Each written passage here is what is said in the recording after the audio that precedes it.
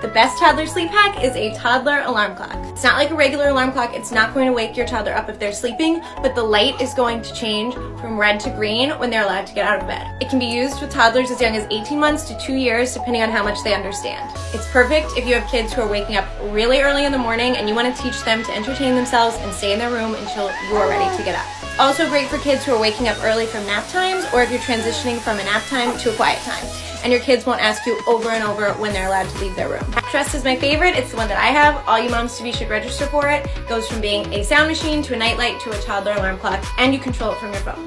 The Elmo and Friends one I used with the last kids I watched. There's a little Hippo Mela ready to wake clock.